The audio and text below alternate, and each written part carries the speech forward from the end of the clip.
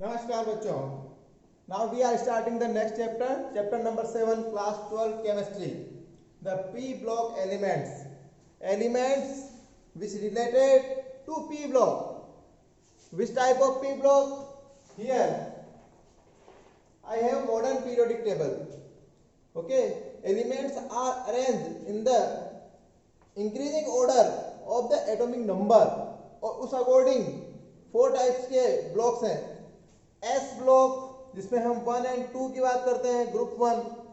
इस तरीके से कितनी है टोटल 18th ग्रुप. और पीरियड्स कितने हैं टोटल 7. जो ग्रुप्स हैं उसको बांटा गया है किसमें, इसको जिस तरीके से बांटा गया ब्लॉक्स में. तो फर्स्ट ग्रुप, सेकंड ग्रुप, ये है एस ब्लॉक एलिमेंट्स. इसके बाद में ये देखिए ये वाला यहां से लेकर group number 3 to group number 12 तक, ये है टोटल 10. 3 to 12 टोटल काउंट करिए 3 4 5 6 7 8 9 10 11 12 टोटल 10 ग्रुप्स को कहते हैं डी ब्लॉक एलिमेंट्स. और उसके बाद में देखिए 13 to 18, 13 14 15 16 17 18 टोटल 6 ग्रुप्स को हम कहते हैं पी ब्लॉक एलिमेंट्स. और आज हम क्या पढ़ने वाले हैं, जो एलिमेंट्स जो मेटल, नॉन मेटल, मेटलॉइड जो भी हैं जो पी ब्लॉक में इस वाले रेंज में आ रहे हैं. ये ग्रुप 13 से 18 के बीच में जितने भी हैं सब पी ब्लॉक एलिमेंट है. कहां से कहां तक देखिए, पहला बोरॉन 13, इसको बोरॉन फैमिली बोलेंगे. बोरॉन फैमिली में कौन आता है कि boron, aluminium, gallium, indium, thallium. Okay, इसको आप किस तरीके से याद रखते हैं, बैंगन, आलू, गाजर इन थैला. बैंगन, गाजर, आलू, बैंगन, आलू, गाजर इन थैला. इट मीन्स इस तरीके से आप इस फैमिली को याद रखेंगे. Boron, aluminium, gallium, indium, thallium. Next one देखिए 14th नंबर ग्रुप में देखिए कार्बन से शुरू हो रहा है, तो इसको बोलेंगे हम कार्बन फैमिली. इसमें कौन आता है, carbon, silicon, germanium, tin, lead and नीचे ये अनन, क्वाड्रियम, ये अलग बात है, ये मैन मेड है जो बाद में आए हैं. अभी हम केवल यहीं तक बात करेंगे. इसको कैसे याद रखेंगे, कहे सीता जी सुनो प्रभु, कहे सीता जी सुनो प्रभु, इस तरीके से याद रखेंगे. Carbon, silicon, germanium, tin, lead. इसका अगला देखिए 15th ग्रुप, ये वाला. इसके ग्रुप का फर्स्ट मेंबर नाइट्रोजन. तो ये पूरे ग्रुप को हम इसके फर्स्ट मेंबर से ही जानते हैं, तो नाइट्रोजन फैमिली कहलाएगा. नाइट्रोजन फैमिली देखिए, nitrogen, phosphorus, arsenic, antimony and bismuth. It means कैसे याद रखेंगे, न्यूजीलैंड, पाकिस्तान, ऑस्ट्रेलिया सब बीके. और किसी भी तरीके से याद रखिए, लेकिन एक ही जैसे याद रखना है, साथ में याद रखना है. इसके बाद में नेक्स्ट मेंबर कौन आएगा ये भी याद रखना है. इसके अगला देखिए 16th फैमिली, ऑक्सीजन से शुरू हो रहा है, ऑक्सीजन फैमिली बोलेंगे इसको. Oxygen, sulphur, selenium, tellurium and polonium. कैसे याद रखेंगे, ओल्ड स्टाइल से टीपो. और भी आप जिस तरीके से याद रखें, oxygen, sulphur, selenium, tellurium and polonium. Next one देखिए 17th ग्रुप, फ्लोरीन से शुरू हो रहा है, फ्लोरीन फैमिली कहलाएगा. ये सब हेलोजन फैमिली भी कहलाएगा, क्योंकि इसके जितने भी मेंबर्स हैं ये सारे शोल्ड बनाते हैं. हेलो का मतलब ही होता है शोल्ड, ठीक है ना. हेलोजन मतलब शोल्ड को प्रोड्यूस करने वाले, हेलो मतलब शोल्ड, GEN जेन मतलब जनरेट करने वाले. तो ये सारे मेंबर्स शोल्ड का जनरेशन करते हैं. जिसे हमारे यहाँ पे NaCl होता है, Na मतलब सोडियम, उसके बाद देखो ये हेलाइड आ गया, ठीक है ना. तो इसको बोलेंगे हेलोजेन, शोल्ड प्रोड्यूस करने वाले. कौन है, फ्लोरीन, क्लोरीन, ब्रोमीन, आयोडीन, एस्टेटीन, ठीक है ना. इसमें क्या है, फिर कल बाहर आई आंटी, ठीक है ना. फिर कल बाहर आई आंटी. और भी कोई तरीका है आप याद कर सकते हैं, फ्लोरीन, क्लोरीन, ब्रोमीन, आयोडीन, एस्टेटीन. ये एक सीक्वेंस में याद रखना है. क्यों याद रखना है इसके कारण बताता हूं मैं अभी. Atomic number, atomic size, atomic mass, फिर इलेक्ट्रोनेगेटिविटी, और मतलब साइज के अकॉर्डिंग उसकी जो इफेक्टिव न्यूक्लियर चार्ज, इस सब का एक रिलेशन है. ये आपको तब जब तक आप इस सीक्वेंस में याद नहीं रखेंगे प्रॉब्लम आएगी। उसके बाद में हर चीज़ को याद करना मुश्किल। इट मीन उसका एक रूल बना दिया है कि अप टू डाउन जाने पे क्या होगा, right to left, left to right. Okay, next one देखिए, ये है ग्रुप नंबर 18, इसको बोलते हैं inert pair, sorry inert gases. ये सारी गैसेस इनर्ट है, इसका कारण इनका ऑक्टेट कंप्लीट है, इसके आउटर मोस्ट सेल में जो इलेक्ट्रॉन्स हैं वो कंप्लीटली फिल्ड है। ओके, इनको कैसे याद रखेंगे, helium, neon, argon, krypton, xenon, radon. Helium, neon, argon, krypton, xenon, radon है ना आगरकर जीरो रन पर। एक आगरकर एक खिलाड़ी हुआ करता था जो अक्सर जीरो पर आउट होते थे, तो उनको, हालांकि वो बॉलर थे, अच्छे बॉलर थे, बहुत फास्ट बॉलर्स है, ठीक है ना, पर उनका बैटिंग का थोड़ा सा कम था, वो जीरो पर आउट होते थे। तब ये हम 2003 की बात कर रहे हैं, 2002-3 में इस तरीके से इसी को याद करते थे, है ना आगरकर जीरो रन पर। अब ये सारे एलिमेंट्स का जो लास्ट जो इलेक्ट्रॉन्स होता है वो फिल किस में होता है, वो फिल होता है पी ब्लॉक ऑर्बिटल में। ये ऑर्बिटल वाला जो केस है ना वही इंपॉर्टेंट है कि इलेक्ट्रॉन लास्ट किस में फिल होगा, उसको उसी एलिमेंट, उसका उस एलिमेंट को उसी ब्लॉक का मेंबर माना जाता है। यहाँ पर एफ ब्लॉक भी है जो कि यहाँ से शिफ्ट कर दिया गया है नीचे, क्योंकि ये बहुत लंबा हो जाता। ये देखिए इसको 57 वाले को देखिए, इस वाले के सारे मेंबर्स ये रहे, ये एफ ब्लॉक, ये तो ग्रीन वाला, ये ग्रीन वाले के ये मेंबर्स हैं, मतलब वहां पर ये होने थे, बट ये कितनी और लंबी हो जाती, और एक और हाथ मेरे को और करना पड़ता, इतनी लंबी हो जाती। इट मीन्स इस यहाँ पर वो थे, उसको आपने शिफ्ट कर दिया, ये एफ ब्लॉक। तो चारों ब्लॉक के एलिमेंट्स के बारे में बताया। अब हम इसके बारे में डिटेल स्टडी करेंगे कि इसकी फिजिकल नेचर क्या है, केमिकल नेचर क्या है। फर्स्ट वन देखिए, आपकी बुक में लिखा है, ओके, इसका इलेक्ट्रॉनिक कॉन्फ़िगरेशन क्या होगा। तो आपको इलेक्ट्रॉनिक कॉन्फ़िगरेशन में एक बात करते हैं NS2, इसका S ब्लॉक तो फिल ही रहेगा, और उसी पीरियड, N का मतलब होता है नंबर ऑफ पीरियड, तो NP।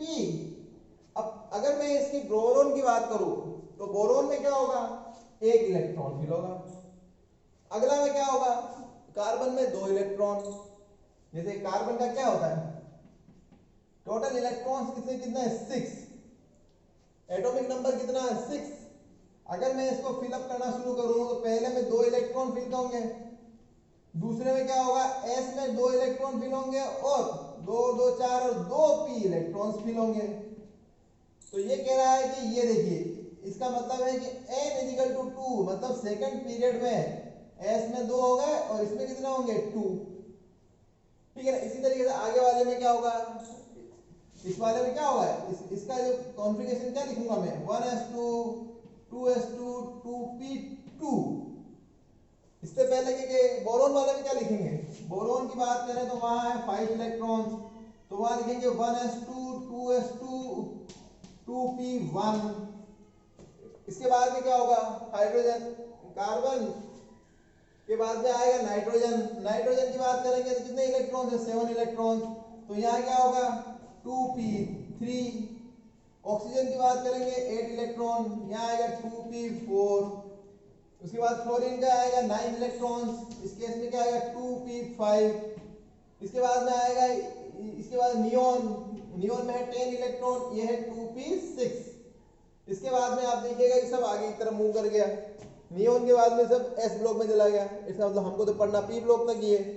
इसे इसका इलेक्ट्रॉनिक कॉन्फ़िगरेशन कितना होगा, या तो 1 होगा या 2 होगा, 3 4 5 6। तो इसका, और वो कितना होगा, वो उसी से पीरियड में होगा जहां पर वो हो रहा है। जैसे इसका ये सेकंड पीरियड है तो 2s2 2p6, इसका 3s2 3p6, इसका 4s2 4p6। मतलब आखिरी जो लास्ट कॉन्फ़िगरेशन है वो बता रहे हैं कि वो किसमें होगा, जो पीरियड होगा वो उस अकॉर्डिंग क्या होगा, इसके P में 6 इलेक्ट्रॉन्स होंगे। 6 इलेक्ट्रॉन नहीं, 1 भी हो सकता है, 2 भी हो सकता है, 3 भी हो सकता है, 4 भी हो सकता है, 5 भी होता है, 6 भी होता है। जैसा कि मैंने आपको देखो नियॉन में क्या था, यहाँ पे नियॉन में ये 6 इलेक्ट्रॉन्स है। ओके, यहाँ तक की बात एकदम क्लियर। इसका मतलब इलेक्ट्रॉनिक कॉन्फ़िगरेशन क्या रहा, NS2 NP126। ओके, इसके बाद में देखिए, अब ये कह रहा है कि इसमें कुछ चीज मेटेलिक, इसकी फिजिकल प्रॉपर्टी में बताएंगे आपको, मेटेलिक नॉन मेटेलिक। पहला आप बात करेंगे ऑकरेंस। सबसे पहले नाइट्रोजन की बात करेंगे। नाइट्रोजन क्या होती है, आपकी एटमॉस्फेयर कहाँ, अर्थ के चारों तरफ कितना है ये 78% नाइट्रोजन है। और हम अभी पढ़ रहे हैं, अभी हम नाइट्रोजन फैमिली पढ़ रहे हैं, ग्रुप 15 में आ गए। हम बोरॉन कार्बन को नहीं पढ़ रहे हैं, डायरेक्ट पढ़ रहे हैं 15, क्योंकि आपकी कोर्स में लिखा है 15 वाले जो ग्रुप है उसके अंदर लिखा है नाइट्रोजन फर्स्ट मेंबर। इसको नाइट्रोजन फैमिली भी बोलते हैं क्योंकि इसका फर्स्ट मेंबर है। नाइट्रोजन डाइएटॉमिक रहता है, क्यों रहता है ये भी बता देता हूँ। नाइट्रोजन का एटॉमिक नंबर होता है 7, इसका मतलब है कितने हैं 7 प्रोटॉन और 7 इलेक्ट्रॉन्स। ओके, अगर मैं इलेक्ट्रॉनिक कॉन्फ़िगरेशन की बात करूं तो क्या होगा कि इसका पहले में 2 इलेक्ट्रॉन, दूसरे में 5 इलेक्ट्रॉन।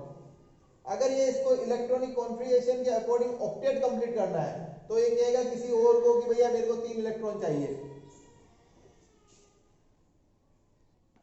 यहां क्या हो रहा है, नाइट्रोजन के साथ क्या हो रहा है कि हो कह रहा है, नाइट्रोजन कह रहा है कि मेरे को ऑक्टेट कंप्लीट करना है, ठीक है ना। ऑक्टा मतलब होता है 8 इलेक्ट्रॉन और ऑक्टेट कंप्लीट करना है। तो नाइट्रोजन कहता है कि देखिए एक काम करिए कि मेरे पास इसी नाइट्रोजन को बोलता है कि तुम भी 3 इलेक्ट्रॉन दो, ये इस तरीके से। इस इलेक्ट्रॉन के 5 इलेक्ट्रॉन, ये है आउटर मोस्ट शेल जिसको हम कहते हैं वैलेंस इलेक्ट्रॉन। नाइट्रोजन के पास 5 इलेक्ट्रॉन्स, बट अगर ये 3 इलेक्ट्रॉन्स और किसी से शेयर कर लें इस तरीके से, वो बोला कि अगर ये शेयर कर ले 3 इलेक्ट्रॉन तो उस केस में इतने हो गए 8 इलेक्ट्रॉन। इसको बोलते हैं ऑक्टेट कंप्लीट करना। ऑक्टेट मतलब आउटर मोस्ट वैलेंस शेल में 8 इलेक्ट्रॉन का होना, जो कि किस तरीके से ये होता है स्टेबिलिटी के लिए, स्टेबल कॉन्फ़िगरेशन कहते हैं इसको। अच्छा, इसमें इसका भी अधिकार है, बिल्कुल है। तो यहाँ भी हो गया 8 इलेक्ट्रॉन, ये भी हो गया स्टेबल।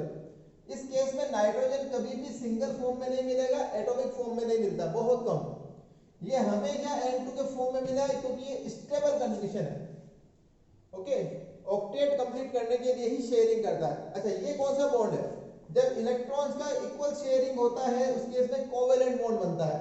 अगर मैं इसको बनाना चाहूं तो ये इस तरीके से बनाएंगे।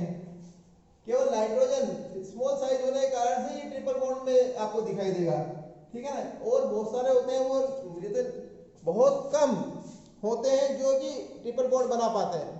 इसमें से नाइट्रोजन मुझे लगता है इकलौता ही है, और बहुत कम होते हैं। क्यों कारण, उसका कारण है इसके इलेक्ट्रॉन्स के बीच में रिपल्शन होता है। ये जो रिपल्शन, अगर इनके बीच में रिपल्शन होता है, दूसरी बात इसके न्यूक्लियस को, इसको भी अट्रैक्ट करना है। ये हो क्या रहा है, यहाँ पे इसका न्यूक्लियस है, इसके इलेक्ट्रॉन्स, ये इसको भी अट्रैक्ट करना चाहता है, बट बीच में इलेक्ट्रॉन्स आ रहे हैं। इलेक्ट्रॉन रिपल्शन यही प्रॉब्लम क्रिएट करता है। इस कारण से ट्रिपल बॉन्ड बहुत नाइट्रोजन के अलावा कोई बना भी नहीं पाता है। अगर कोई बना रहा है तो उस केस में उसको रिपल्शन को वाइड आउट करना होगा। इसका स्मॉल साइज इसलिए बना पा रहा है। नाइट्रोजन किस फॉर्म में, नाइट्रोजन N2, ये होती है गैस फॉर्म में। नाइट्रोजन यहाँ किस फॉर्म में, गैस फॉर्म में। कितने परसेंट है, 78%। उसके अलावा कहीं होती है, बिल्कुल। आपके हमारी बॉडी में जो प्रोटीन होता है, वो प्रोटीन का जो मेन कंटेंट नाइट्रोजन होता है। एमिनो एसिड्स, ठीक है, एमिनो एसिड में एमीन होता है ना, NH2। जो ये नाइट्रोजन नहीं होता तो ये एमिनो एसिड का फॉर्मेशन ही नहीं होता। यूरिया का फॉर्मूला बताओ, NH2CO NH2, इसमें भी तो नाइट्रोजन है। इसका मतलब नाइट्रोजन तो आपकी बेसिक, आपकी लिविंग थिंग्स के अंदर जरूरी है। अगर मैं कंपोस्ट की बात करूं तो उसमें भी nitrogen, it means living organism में भी रहेगा, प्रोटीन में रहेगा। उसके अलावा उसके आप और भी चिली साल्ट पीटर है, इंडियन साल्ट पीटर है। इंडियन साल्ट पीटर का क्या फॉर्मूला है, KNO3, तो यहाँ नाइट्रोजन है KNO3, इससे बारूद बनता है। पहले क्या होता था, KNO3 का सबसे ज्यादा एक्सपोर्ट भारत से ही होता था, इसी कारण से इसको इंडियन साल्ट पीटर बोल दिया गया, क्योंकि ये इंडिया में ही मिलता था लगभग, मतलब मैक्सिमम कंटेंट यहाँ से एक्सपोर्ट होता था और इससे बनता था बारूद मतलब एक्सप्लोजिव। तो उस समय जो वार की कंडीशन में उसका बहुत इंपॉर्टेंस था, उस केस में इसको इंडियन साल्ट पीटर बोलते हैं। ओके, इसके बाद में फास्फोरस कहाँ मिलेगा, मेरी बोन्स में, मेरे हेयर्स, टीथ, ठीक है ना, तो इन सब में है। दूसरी बात, अगर मैं दूध पी रहा हूँ, मिल्क में वो व्हाइट कलर का है, सब फास्फोरस ही है। इसके बाद एक का ऊपर वाला शेल फास्फोरस है, ठीक है ना। जो वाइट वाइट चीजें होती है, जैसे मेरी बोन है वाइट वाली, तो उसमें फॉस्फोरस है। इसमें एक मिनरल्स है, एपिटाइट फैमिली है, एक पूरी फैमिली है जिसमें सब जगह फॉस्फोरस होता है, ठीक है ना, वहाँ मिलता है। आपकी जो ये रॉक होती है, इसके और भी रॉक्स होती है जो फॉस्फोरस से मिलकर होती है, यहाँ वो मिलेगा। हम ऑकरेंस की बात कर रहे हैं, ठीक है ना। नाइट्रोजन हो गया, फॉस्फोरस हो गया। इसके अलावा आर्सेनिक, एंटीमनी एंड बिस्मिथ, ये मिनरल्स होते हैं सल्फाइड मिनरल्स में मिलता है। इतना कोई इंपॉर्टेंस नहीं है, दो चीज बड़ी पूछ सकते हैं, बाकी नहीं पूछेंगे। नेक्स्ट वन आ जाइए, इसके बाद में इसका है फिजिकल प्रॉपर्टीज। अब टेबल इसमें आ जाइए, इस वाली टेबल की बात कर रहा हूँ।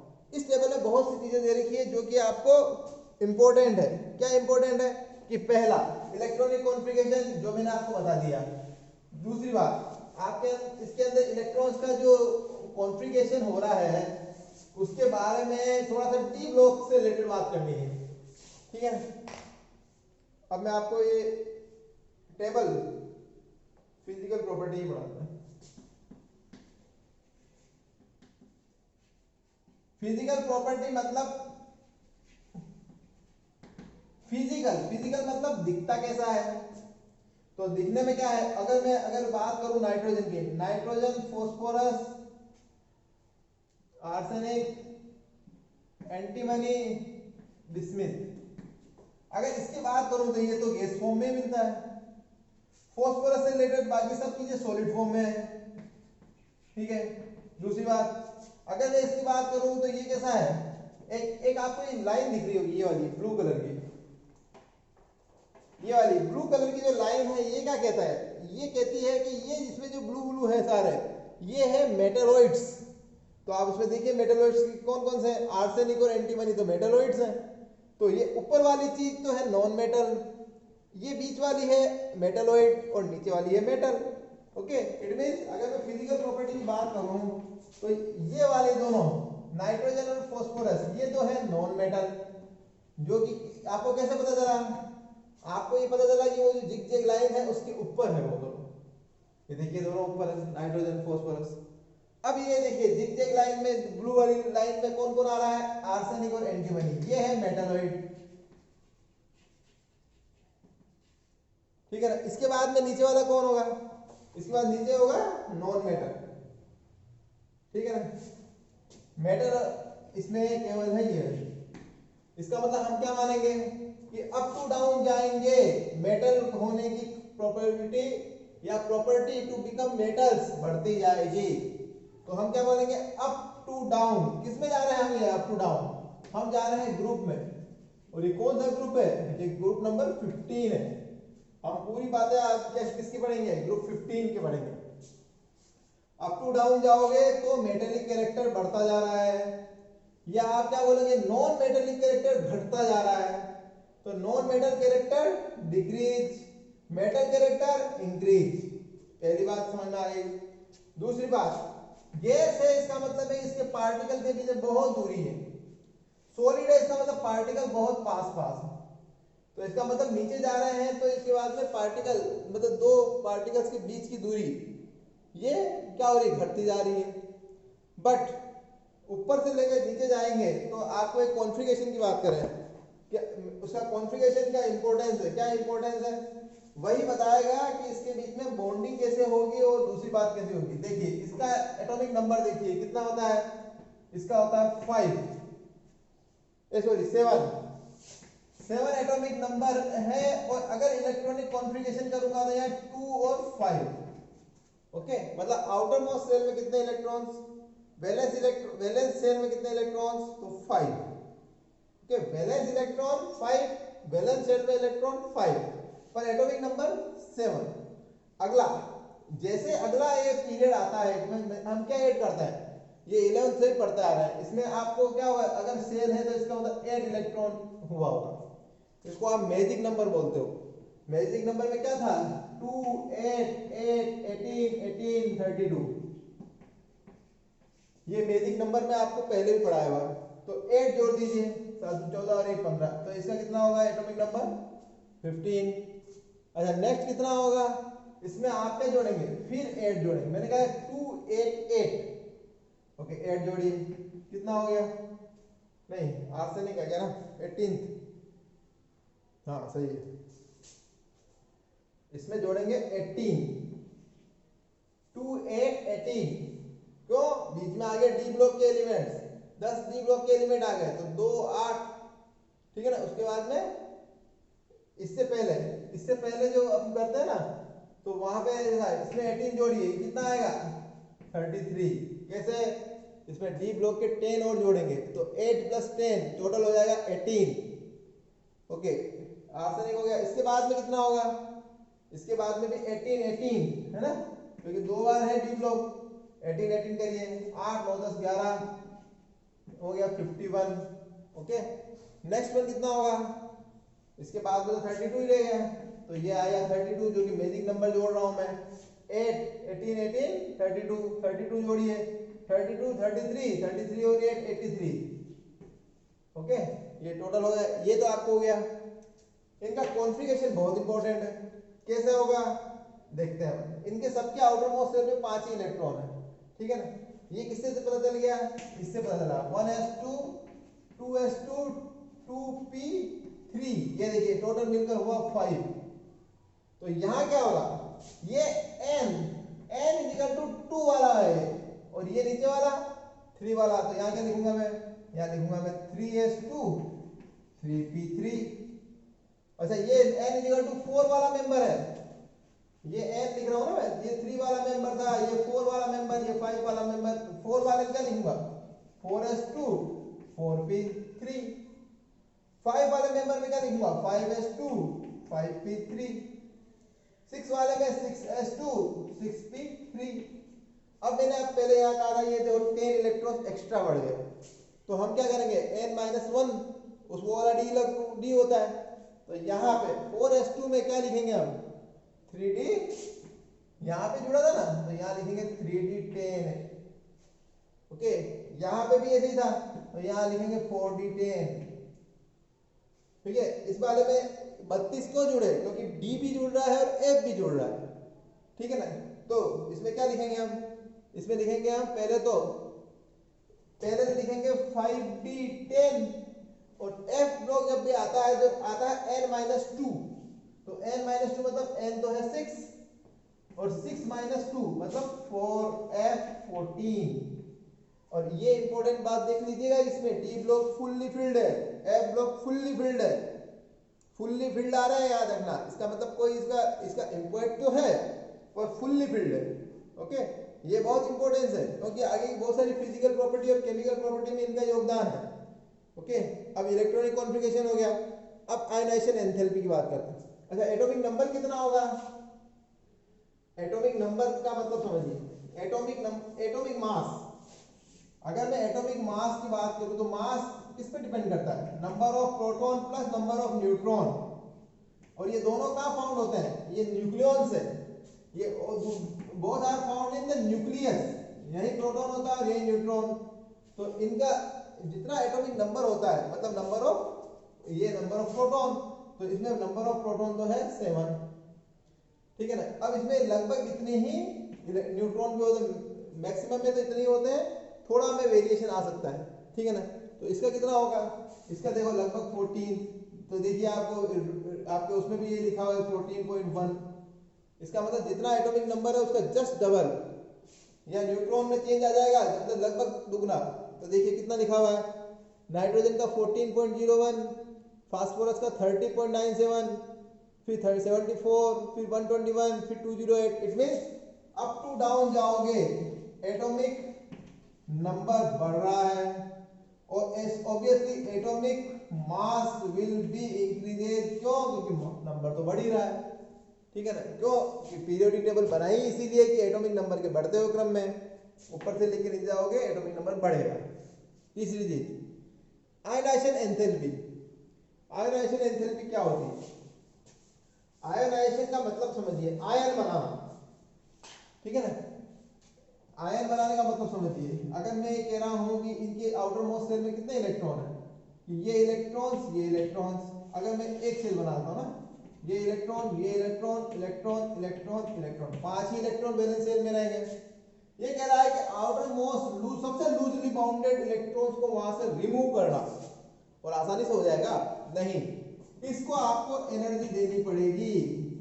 तो ये जो एनर्जी आपने दी है, energy required to move the outer most loosely bounded electron. Outer most shell एक तो इंपॉर्टेंट, दूसरी बात है लूजली बाउंडेड इलेक्ट्रॉन। अब ये आसानी से नहीं होगा, इसके लिए आपको एनर्जी देनी पड़ेगी। इसी एनर्जी को बोलते हैं ionisation enthalpy. One type of enthalpy which is required to form ion. Ion कैसे बनेंगे? इसे लूज करेगा तो, और लूज करेगा तो इससे क्या बनेगा? केटायन बनेगा। ठीक है ना, केटायन बनाओ तो वो कह रहा है यहां से भी निकालो, यहां से भी निकालो, सब में से निकालो। तो इसका मतलब सब में से इलेक्ट्रॉन को निकालना सबसे ज्यादा मुश्किल किसमें होगा? तो नाइट्रोजन की बात करूं तो मैं कह रहा हूं ये छोटा सा साइज, ये नाइट्रोजन का ही बनाया मैंने। तो स्मॉलेस्ट साइज, सबसे स्मॉल साइज होता है। तो स्मॉल साइज का इफेक्ट होता होगा नहीं होता? होता है। स्मॉल साइज होने के कारण से इसका इसके बीच में अट्रैक्शन, इनका बीच में अट्रैक्शन, ये अट्रैक्शन बहुत गजब का होता है। अब ऐसा क्यों अट्रैक्शन है? क्योंकि न्यूक्लियस है पॉजिटिवली चार्ज, इलेक्ट्रॉन है नेगेटिवली चार्ज, दोनों अपोजिट चार्ज होगा तो बहुत अच्छा अट्रैक्शन होगा ही। तो ये attraction between nucleus and outer most electron ये स्मॉल साइज में ज्यादा होता है। ज्यादा अट्रैक्शन होने के कारण से अब आपको इलेक्ट्रॉन तो निकालना है। आप बोलोगे मेरे को इलेक्ट्रॉन तो मैं निकाल के बताऊं। अब इलेक्ट्रॉन निकालने के लिए अब क्या करना होगा? आपको बोलेगे थोड़ा सा एनर्जी दी, नहीं निकल रहा, बोले और दीजिए, बोले और दीजिए, मतलब निकालना तो है ही। तो इसके लिए जो जितना छोटा साइज होता है ना, उसके लिए बहुत एनर्जी की जरूरत है। तो यहाँ सबसे ज्यादा एनर्जी की रिक्वायरमेंट है। दूसरी बात, इसका एक और कंसेप्ट है। क्या कंसेप्ट है? इसके बारे में अगर एक ऐसे पढ़ाए हम, ये ऑर्बिटल बनाया मैंने। ये है S1s, ये है 2s और ये है 2p। अगर मैं 1 में भरूं तो ये इस तरीके से 1s2, 2s1, 2s2, फिर 2p1 इस तरीके से फिल अप किया।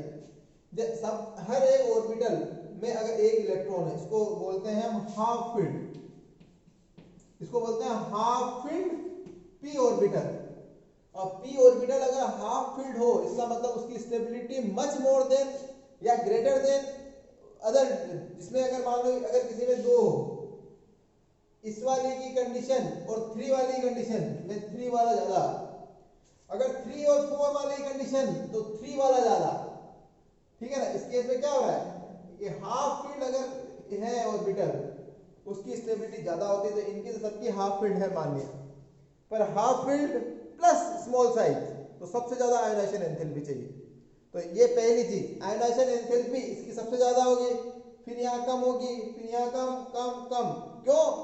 इसका कारण है जैसे जैसे अप टू डाउन जा रहे हो, एक नंबर ऑफ शेल बढ़ता जा रहा है। पीरियड का बढ़ना, इसका मतलब शेल बढ़ रहा है। ये देखो second cell, third cell, fourth cell, fifth cell, cell ही बढ़ता जा रहा है। इट मींस अब ये यहाँ पे जैसे ये हो गया, इसके यहाँ पर 8 इलेक्ट्रॉन है, ये एक और सेल है, अब इसके ऊपर इलेक्ट्रॉन होगा, इसको निकालना और आसान। अगर मैं कह रहा आगे वाले में और ये वाला इलेक्ट्रॉन, ये और आसान। कारण ये देखिए डिस्टेंस बढ़ना, मतलब न्यूक्लियस का जो अट्रैक्शन है उस पर कम हो जाना। तो लूजली बाउंडेड ये ज्यादा होगा, ये कम होगा, ये और कम होगा, ये और कम होगा। जो न्यूक्लियस से जितना पास है वो उतना ही अच्छे से अट्रैक्टेड।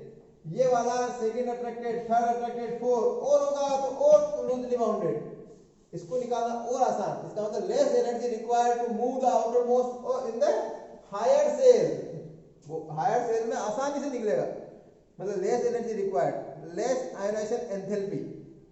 ठीक है ना, इसका मतलब नीचे की तरफ जाओगे तो आयोनाइजेशन एंथैल्पी क्या होगी? डिक्रीजेस। ये आपके फिजिकल प्रॉपर्टीज में लिखा हुआ है।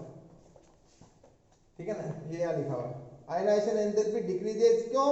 उसका कारण है नीचे जाओगे तो वो साइज बढ़ता जाएगा, साइज बढ़ने में एन सेल बढ़ा तो इलेक्ट्रॉन निकालना आसान। दूसरा ये बात आपकी, दूसरी बात लिखी है कि एटम का साइज तो बढ़ रहा है, स्मॉलर साइज भी है, ठीक है, सब कुछ है। ये कह रहा है कि हम अगर नाइट्रोजन की बात करें, नाइट्रोजन में कितने सेल हैं? एक, ये सेकंड सेल, ये इलेक्ट्रॉन इलेक्ट्रॉन 1 2 3 4 5, ये मैंने नाइट्रोजन फिर से बना दिया। हमने कहा कि हमने किसी भी तरीके से एक इलेक्ट्रॉन को यहाँ से रिमूव करवा दिया, तो ये हो गया, इसको बोलते हैं आयोनाइजेशन एंथैल्पी फर्स्ट। जो कि बहुत ज्यादा है, ठीक है ना, नाइट्रोजन बहुत ज्यादा, लेकिन एक निकल गया है। अब क्या होगा, अब न्यूक्लियस के पास में 4 रह गए और जो 5 पे जो अट्रैक्शन था अब ये 4 पर अट्रैक्शन है, इसका मतलब और अच्छे से पकड़ लिया। अब आप बोलोगे मुझे इसको निकालना है, तो सेकंड इलेक्ट्रॉन को निकालना और मुश्किल, तो यह होगी आयनाइजेशन एंथैल्पी 2। ये फिर भी कम थी, मान लीजिए कि ये 50 जूल है तो ये 70 जूल होगी। और आप बोलोगे नहीं ये भी निकल गया, तो अब न्यूक्लियस का पावर 3 पे, मतलब और अच्छे से कस के पकड़ा, बहुत अच्छे से बाइंडेड। उस केस में इलेक्ट्रॉन जैसे मान लो मैं कह रहा हूं इसको निकाल रहा हूं, तो निकालने के बाद में इसको बोलेंगे आयनाइजेशन एंथैल्पी 3। तो सबसे ज्यादा इसको निकालना तो और मुश्किल काम है। तो अगर मैं कंपेयर करूं आयनाइजेशन एंथैल्पी को, क्या लिखूंगा मैं लिखूंगा कि ionisation enthalpy 3 is much greater than ionisation enthalpy 2 and then ionisation enthalpy 1। ये एक कंक्लूजन निकलेगा, ये सबके साथ में होगा। पहली बात, इन सबका हाफ फील्ड है, तो ये सब में आयनाइजेशन एंथैल्पी कार्बन पास वालों से ज्यादा होगा। किस किस से, देखो नाइट्रोजन की कार्बन से भी ज्यादा होगी, बोरॉन से भी ज्यादा होगी, ठीक है ना। मैंने क्या कहा, यहाँ पे हाफ फील्ड है तो इससे भी ज्यादा होगी, इससे भी इसकी आयनाइजेशन एंथैल्पी ज्यादा, इससे भी ज्यादा, और ऑक्सीजन से भी ज्यादा। क्यों, उसका कारण हाफ फील्ड। चलो हाफ फील्ड तो सब पे लगा, पूरे ग्रुप पे ये हाफ फील्ड का फॉर्मूला लग गया। लेकिन दूसरा कंसेप्ट, पहला इलेक्ट्रॉन निकालना मुश्किल है, चलो ठीक है, सेकंड वाला और मुश्किल है और थर्ड वाला और मुश्किल है। तो अगर ये पूछा जा सकता है एग्जाम में कि आयनाइजेशन एंथैल्पी 3, 2, 1 में क्या रिलेशन है, तो 3 वाला सबसे ज्यादा होगा, 2 वाला कम एंड 1 वाला सबसे कम। ये आपकी बुक में यूं का यूं लिखा है, ठीक है। दूसरी बात, हम एक बात करते हैं इनर्ट पेयर इफेक्ट, ठीक है। इसके इनर्ट पेयर के बारे में अभी आएगा, पहले इलेक्ट्रोनेगेटिविटी बताता हूँ। अगर मैं ऊपर से नीचे नीचे जा रहा हूँ तो एटम का साइज बढ़ रहा है, अगर मैं आयन बनाऊंगा तो आयन का साइज भी बढ़ेगा, ठीक है ना, वो कोई बहुत बड़ी बात नहीं। साइज बढ़ रहा है, आयन मतलब एक इलेक्ट्रॉन निकाल दिया, तो वो भी नीचे से जैसे साइज बढ़ रहा था एटम का साइज, वैसे आयन का साइज भी बढ़ेगा। इलेक्ट्रोनेगेटिविटी कहती है कि आउटर मोस्ट जितना छोटा साइज होता है, ये जैसे मान लो एक एटम है, ये पास वाला किसी और एटम, इसके नाइट्रोजन, इसके इलेक्ट्रॉन को ये अट्रैक्ट करेगा, और अगर शेयर हो गए तो उसको कितना अट्रैक्ट करना, बॉन्डेड, पहले से अट्रैक्शन इसका तो है ही है, ठीक है ना। जैसे मान लो हाइड्रोजन और फ्लोरीन की बात करूं, इन दोनों के बीच में बॉन्ड है, इन्होंने कहा तुम एक इलेक्ट्रॉन दो मैं एक इलेक्ट्रॉन दूं, पर बाद में क्या होगा कि फ्लोरीन की electronegativity much greater then hydrogen, तो ये दोनों जो बॉन्डेड इलेक्ट्रॉन है क्या करेगा, धीरे धीरे वो यहाँ खींच देगा, मतलब इसके ऊपर पार्शियली नेगेटिव आ जाएगा, पार्शियली पॉजिटिव आएगा। क्यों, इलेक्ट्रॉन्स को इस तरीके से पोलराइज कर दिया है, ये जो इस तरीके से खींच दिया है, मतलब इलेक्ट्रॉन खींचने की पावर, इसको बोलते हैं इलेक्ट्रोनेगेटिविटी, और ये डिपेंड करती है साइज पे। तो साइज जितना कम होगा, इसका मतलब है कि ये न्यूक्लियस, जैसे एक का साइज जितना बड़ा होगा तो न्यूक्लियस इस पे कैसे इफेक्ट दिखा पाएगा, या जो शेड वाले इलेक्ट्रॉन कैसे दिखाएगा। तो ये कह रहा है कि अगर ये इलेक्ट्रॉन अपने इलेक्ट्रॉन्स को करना चाहता तो इसका साइज छोटा हो तो क्या होगा, ज्यादा पास आएंगे इलेक्ट्रॉन्स का, इनके आपस में झगड़ा अगर चलता होगा, इनके आपस में इलेक्ट्रॉन को यहाँ पे कर रखा होगा, तो ये दूसरे वाले इलेक्ट्रॉन्स को कब करेगा, अट्रैक्ट। तो क्या साइज अगर छोटा होगा तो इलेक्ट्रोनेगेटिविटी बढ़ेगी, ये एक रिलेशन है सिंपल सा। तो यहाँ पे साइज सबसे छोटा इसका, तो इलेक्ट्रोनेगेटिविटी सबसे ज्यादा इसी की, नीचे जाओगे इलेक्ट्रोनेगेटिविटी घटती जाएगी क्योंकि साइज बढ़ रहा है। ओके,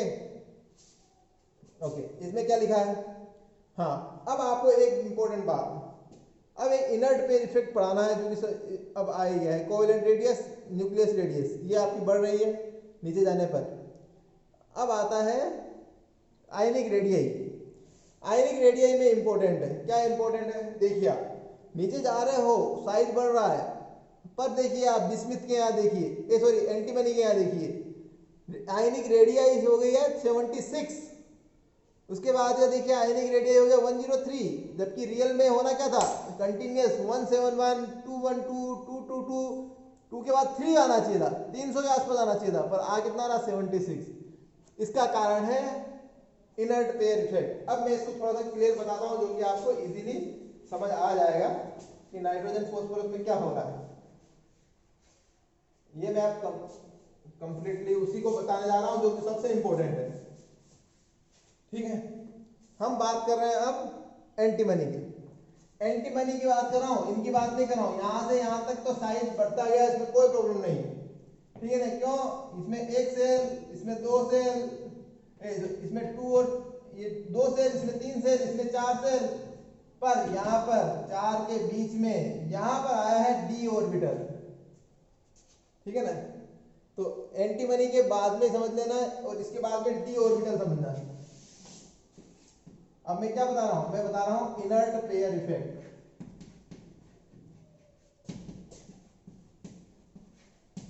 इनर्ट पेयर, इनर्ट का मतलब होता है कि no reaction, no participation in the bond formation. ये इनर्ट मतलब मेरे को कोई रिएक्शन नहीं करना, मेरे को तो आराम से कैसे रहना है, मेरे को आइसोलेटेड रहना है। ये किसकी बात कर रहे हैं? ये एस इलेक्ट्रॉन की। कहां वाला एस इलेक्ट्रॉन कि उससे पहले डी सबसेल आ जाए। जैसे मान लो इसके पास में आ गया है डी सबसेल, ये है डी सबसेल। ओके, इसके बाद में ये देखिए पॉजिटिव 1 2 3, ठीक है, ये न्यूक्लियस। अब हम बात करते हैं एस इलेक्ट्रॉन। ये वाला एस है तो एस वाला इलेक्ट्रॉन ये है। ठीक है, इसमें कोई शक नहीं है, इसमें केवल एस है। तो यहां से तो अट्रैक्शन चलता है, कोई प्रॉब्लम नहीं। यहां पे क्या था? यहां पर एस भी है और पी भी है। पी को इस तरीके से बनाते हैं अपन, यहाँ एस है, ये पी है। कौन सी बात कर रहे हैं? टू की बात कर रहे हैं। एन इजिकल टू टू, ये एन इजिकल टू टू है, ये एन इजिकल टू वन, तो ये अट्रैक्शन है। इसके बाद में डी शेल शुरू हो गया। इसमें क्या है? एस भी है, पी भी है और ये डी भी है। अब डी सब सेल शुरू हो गया, पर डी के बाद वाला है ये एस और ये है पी। ओके, ये डी के जो ऑर्बिटल है इसकी होती है पुअर शील्डिंग। एक वर्ड नाम सुनना,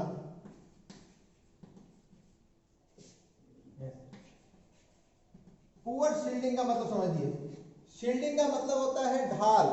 शील्ड का मतलब ही होता है एक ढाल, जिससे जब हम करने जाते हैं, कोई भी युद्ध करने जाते हैं तो शील्ड रखते हैं, वाल मतलब ढाल जो कि आपको बचाएगी। ये जो शील्डिंग होती है ये क्या कर रही है कि ये अगर ये इसको अट्रैक्ट करने चाहे तो ये बोलता है कि नहीं नहीं, अरे मैं तुम्हारे पास था, हमारे को ज्यादा अट्रैक्ट करो। ये भी इलेक्ट्रॉन है और ये भी इलेक्ट्रॉन है, और ये पॉजिटिवली चार्ज मतलब अपोजिटिव चार्ज इलेक्ट्रॉन्स को अट्रैक्ट करने के लिए जब जा रहा है ये वाला, तो ये मना कर रहा है, ये शील्ड कर रहा है। ये शील्ड करके रोक रहा है कि नहीं, इसका इतना अट्रैक्शन मत करो, मेरे से ज्यादा अट्रैक्शन करो, मैं ज्यादा पास का हूं। जब इसको करने लगेंगे तो ये और ये दोनों शील्ड करेंगे कि इसको मत करो। जैसे 1 2 के लिए 1 शील्ड करेगा, 3 के लिए 1 और 2 दोनों शील्ड करेगा, और 4 के लिए 1 2 3 तीनों शील्ड करेगा। बट इसके बीच में है डी इलेक्ट्रॉन। ये डी ऑर्बिटल की होती है पुअर शील्डिंग, मतलब ये जो रोकना चाह रहा था ये दोनों तीनों अट्रैक्शन, अब ये फोर्थ को अट्रैक्शन करना चाह रहा था, लेकिन ये क्या कह रहा है, ये शील्ड ही नहीं कर रहा है और उल्टा कह रहा है कि नहीं करो यार, आपको चाहे तो आप इसको अट्रैक्शन कर सकते हो। तो ये इसके पुअर शील्डिंग होने के कारण से इसका ये रोक ही नहीं रहा है, तो ये आसानी से आराम से अट्रैक्ट किया जा रहा है। किसके द्वारा? न्यूक्लियस के द्वारा। तो पुअर शील्डिंग के कारण से न्यूक्लियस और outer most S electron, S orbital के इलेक्ट्रॉन्स का आपस में अट्रैक्शन बढ़ रहा है, तो ये इसको इस तरफ खींच रहा है। ये अगर इसको इस तरीके से खींचेगा तो इसकी साइज कैसी हो जाएगी? साइज हो जाएगी स्मॉल। ठीक है, अट्रैक्शन बढ़ रहा है, अट्रैक्शन से साइज छोटा हो जा रहा है, एटम का ही साइज छोटा हो जा रहा है। दूसरी बात, यहां से कोई और आया कि भैया कि और इलेक्ट्रॉन आया कि आओ अपन शेयर करें, अपन बॉन्ड बनाए, तो ये कह रहा है भैया मेरे को तो उधर से इधर से एनओसी मिलेगी, नो ऑब्जेक्शन सर्टिफिकेट मिलेगा, तब जाके इधर जाएगा। अगर इधर ही भारी अट्रैक्शन है तो ये इधर जाएगा, ये इधर नहीं जाएगा। तो एज इलेक्ट्रॉन वैसे तो आउटर मोस्ट के इलेक्ट्रॉन रिएक्ट करना चाहते हैं, बट उसको फ्रीडम भी मिलनी चाहिए। उसको फ्रीडम नहीं मिल रही है, अट्रैक्शन इधर ज्यादा है, ये साइज को और छोटा कर रहा है। इन सब केस में ये इलेक्ट्रॉन्स यहाँ पर बॉन्ड बनाने के लिए अवेलेबल नहीं है। इसी को बोलते हैं इनर्ट। इनर्ट का मतलब अवेलेबिलिटी नहीं है बॉन्ड के लिए, वो इस तरीके से चाहता नहीं है बॉन्ड बनाना। और पेयर, पेयर कौन, ये एस इलेक्ट्रॉन के पेयर हैं। और दूसरी बात है ये एस वाला इस तरीके से पेयर रहता है। पहली बात तो एस वाले तो बहुत कम ही रिएक्ट करते हैं, क्यों, क्योंकि फुल फील्ड एस इलेक्ट्रॉन का पेयर है, नहीं करना चाहता। इनर्ट और अट्रैक्ट कर लिया तो अब तो बिल्कुल नहीं चाहता। तो इस कारण से क्या होगा, ये बॉन्ड नहीं बनाएगा। बॉन्ड नहीं बनाएगा तो क्या होगा, साइज और छोटा हो जाएगा। तो प्रॉब्लम क्या आई, इसके कारण से ये कह रहा है कि ये जो डी ऑर्बिटल है इसकी पुअर शील्डिंग के कारण से ऐसा हुआ। इसी को बोलते हैं इनर्ट पेयर इफेक्ट। और शील्डिंग जितनी ज्यादा होगी, शील्डिंग जितनी ज्यादा होती है उतना ही न्यूक्लियस का इफेक्टिव न्यूक्लियर चार्ज कम हो जाता है। ठीक है ना। जैसे जेड इफेक्ट, हम एक वर्ड लिखते हैं जेड इफेक्ट। जेड इफेक्ट का मतलब होता है इफेक्टिव न्यूक्लियर चार्ज, मतलब न्यूक्लियर, न्यूक्लियर मतलब न्यूक्लियस। न्यूक्लियस में क्या है, न्यूक्लियस में है प्रोटॉन। प्रोटॉन है जो कि इलेक्ट्रॉन से 1000 गुना बड़ा लगभग। उसका अट्रैक्शन, जैसे एक प्रोटॉन बढ़ा एक इलेक्ट्रॉन बढ़ा, तो इससे इतना फर्क नहीं पड़ेगा, इससे 1000 गुना पावर बढ़ गया। प्रोटॉन का नंबर जितना बढ़ता जाएगा इफेक्टिव न्यूक्लियर चार्ज उतना बढ़ता जाएगा। और उस केस में क्या हो रहा है, जेड इफेक्ट बढ़ता जाएगा। जेड इफेक्ट किसके रियल में होता है, जेड, ये जेड होना चाहिए था, पर इफेक्टिव कितना हुआ, इस शील्डिंग ने कितना कम किया, इसको बोलते हैं शील्डिंग इफेक्ट। जितना कम कर दिया है उतना कम फील होगा। तो इफेक्टिव न्यूक्लियर चार्ज डिपेंड करता है शील्डिंग पे। ठीक है ना। तो ये जितना कम, शील्ड जितना ज्यादा होगा, शील्ड जितना ज्यादा होगा मतलब जितना ये रोकेगा उतना ही तो इसमें कम मिलेगा। तो बोले शील्डिंग अभी कम है तो जेड इफेक्ट बढ़ गया। जेड इफेक्ट बढ़ गया उस केस में क्या होगा, इस अट्रैक्ट हुआ तब साइज घटा। तो इंपॉर्टेंट बात देखिए, इनर्ट पेयर और Z effect, effective nuclear charge, shielding, ये तीनों का रिलेशन है, समझिए आप। ये शील्ड का मतलब है कि रोकना। अगर यही एस इलेक्ट्रॉन यही रोक देता तो इस पे जेड इफेक्ट मिलता ही नहीं, पर ये नहीं रोक रहा है, ये भी नहीं रोक रहा है, तो इसको ज्यादा फील होगा नहीं होगा। तो ये जितना कम होगा, शील्डिंग इफेक्ट जितना कम होगा उतना ही तो आंसर इसका ज्यादा आएगा। मान लिया कि 10 है, 10 में से शील्डिंग 2 है तो आंसर आया 8। अगर शील्डिंग और कम कर दें 10 - 1 तो आंसर कितना आएगा, 9। तो शील्डिंग के कम होने से इफेक्टिव न्यूक्लियर चार्ज बढ़ता है, और बढ़ने से उसका अट्रैक्शन अगर बढ़ेगा तो साइज को छोटा करेगा। तो इस केस में क्या होगा, ये दूसरों के साथ में पेयर करने के लिए अवेलेबल नहीं है। ये इस कारण से इसकी साइज छोटी हो रही है। सेम इफेक्ट एंटीमनी बिस्मिथ दोनों पे इनर्ट पेयर इफेक्ट है। और सेम चीज है मेल्टिंग पॉइंट। मेल्टिंग पॉइंट भी क्या चीज है कि इनका अट्रैक्शन, अब मेल्टिंग पॉइंट पे आ जाता है, ये थोड़ा सा मैं मिटाता हूं कि ये कह रहा है कि अगर साइज छोटा हो जाएगा तो मेल्टिंग पॉइंट पे क्या इफेक्ट पड़ेगा।